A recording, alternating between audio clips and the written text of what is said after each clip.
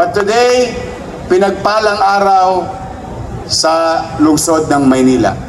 Ang lungsod ng Maynila, tuwing Lunes halos, talagang pinagpapala. Ngayon po'y napakarami po nating bisita.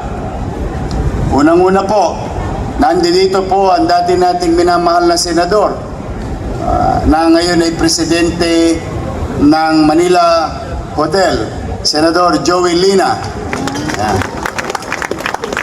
Congratulations to President Joey Lina ng Manila Hotel sapagkat kahapon ay matagumpay na nailunsad na binuhay muli through his leadership yung Flores de Mayo sa Maynila.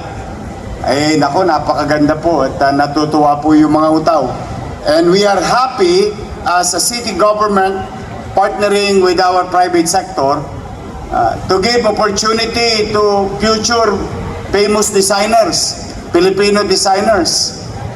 Anong tawag? Haute couture. Pero meron kilala, hot. Yes, good morning. Mga future designer ng ating bansa na bigyan ng oportunidad or what you call katulad na lagi natin sinasabi sa Maynila is a window of opportunity. And next year, we're gonna go big and bigger for our Flores de Mayo. Ito ay patuloy na gawain ng inyong pamahalang lungsod at with the private sector upang laging pagyamanin ang ating sining, kultura at tradisyon, hindi lang bilang Manileño, but bilang Pilipino. Kaya muli, palakpakan natin si Senador Joey Lina.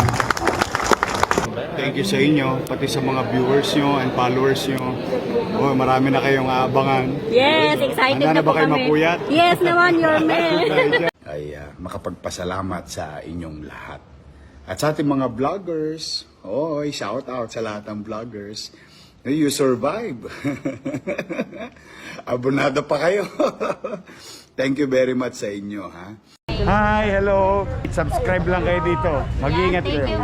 Lahat ng viewers ng Rochelle Anting vlog, please do subscribe and thank you for all your support. Toits, ingat.